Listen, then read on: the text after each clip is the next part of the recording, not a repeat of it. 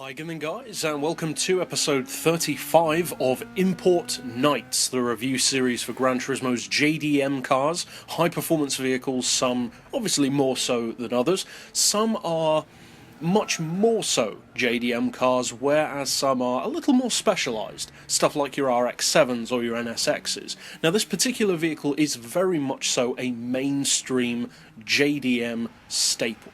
It's the Honda CRX. Very popular car, not difficult to see why, and it kind of bridges the gap to some degree between a hot hatch and a sports coupe. It's a coupe liftback, if you will, but then again, so is a Jaguar XK or an Aston Martin DB9. So it's a very loose term, again, in between hatchback and conventional coupe. And as far as its appeal goes, well, it's a performance Honda. Of course it's going to be popular. Has Honda even ever made a performance car that isn't popular? People love them, and for good reason. They're practical, they're fast, they're relatively affordable, and they're genuinely reliable and usable even after they've been thrashed. Now obviously they break down eventually, you have to replace parts, but generally speaking, they're good cars. They are performance workhorses. Now the CRX is a little bit more of a speciality car than something like a Civic. It's not necessarily as specialised as an Integra or an S2000, certainly not as much so as an NSX, but it does, again, kind of bridge the gap between that daily runabout kind of vibe of a Civic, but with the more upmarket vibe of not necessarily an Integra, but close to that. Now the horsepower isn't as high as a Type R model, because it's not a full Type R model, in name at least, but it does share many similarities, as you'd expect, to the performance of a Type R model in straight line performance, cornering performance, and also value for money, because this is only a 15 grand car. Now, on GranTurismo, Japanese cars in general offer a lot of performance for the money, regardless of their price. But when they're cheap, as well as just being great value, because you could have an expensive car that's still good value if it's fast, but if it's cheap and still great value, well, that really does make it a superb deal. And I would say that this vehicle is a great deal. Not necessarily a superb one, because I would say a superb deal would be more the territory of something like a DC2 Integra, because that car really is phenomenal for the price. This vehicle I wouldn't put on the same plane as something like an Integra.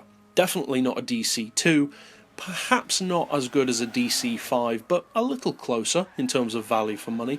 Now, as far as what you get a 1.6 turbo, it's front wheel drive, duh, and fully tuned you get 326 horsepower out of it and a reasonable 202 foot-pounds of torque. Now VTEC engines don't have ridiculous amounts of torque anyway, they're fairly similar, as I've mentioned before, to motorcycle engines in that regard.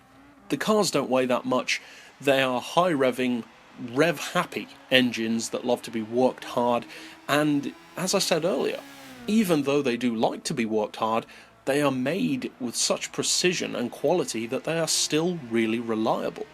Now this car doesn't have as good performance, I would say, as something like an EK Civic, because that is a full-on Type R model, it's a more powerful car, it's definitely a faster car in a straight line at least, but the advantage of a vehicle like the CRX is that, or at least one advantage, is it's not as expected.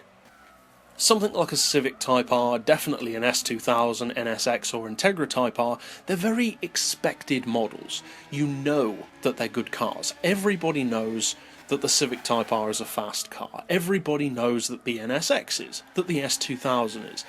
A lot of people know that the CRX is fast because it does have a lot of fans, but most players in the much broader scheme of things, especially once you start getting to people who aren't necessarily super fans of JDM cars, well, you start to get people who don't know how good the CRX can be, because it's not as widely loved and widely used as the Civics, etc.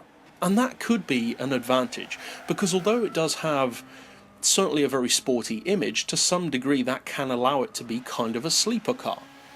Now, continuing on with the specs of this model, it's got great power, decent torque, but on top of that, as you'd probably assume, it is lightweight. It only weighs 867 kilos with the full weight loss package, which is really good. That's not that much heavier than a Mazda 787B, that's roughly the same kind of weight as a Vauxhall VX220 or some Lotus models, so pretty good.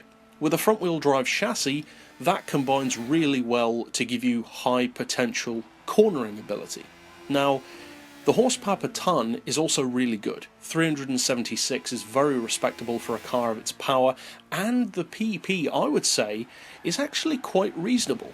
Fully tuned, it sits at 496, and although that is pretty high, it's not ridiculously high. This could very easily have been a car with over 500 PP of fully tuned potential, and I'm actually glad that it doesn't, because that potentially means that, funnily enough, like the DC2 Integra, it could be an excellent lower PP racer for under 500. The DC2, I would say, is one of the very best 475 PP cars, and even down as far as 450, it's still superb. This vehicle could go even lower than that. You could get it down to 425 or even 400 due to the fact that it doesn't necessarily have quite as high a PP level or power as some of the Integras. As far as cornering potential, I would say that this car is good, but not superb. Now, there may be some people who would disagree with that. It's certainly not a bad handling car, I'm not saying that at all. The handling is very good. But one of the slight disadvantages that I find personally with this car, at least in fully tuned form, and of course that doesn't apply as much with a lower tune, is that the car doesn't necessarily cope as well with the big power levels. It has a tendency to have a little more torque steer and wheel spin. Overall though, for 15 grand, it's light, it's compact, it's fast, and it's got great handling. So if you fancy something with the spirit of a Type R, but that's more of a sleeper, you should check this car out. But that's it for this pick. I'll see you guys next time, and as always, thanks for watching.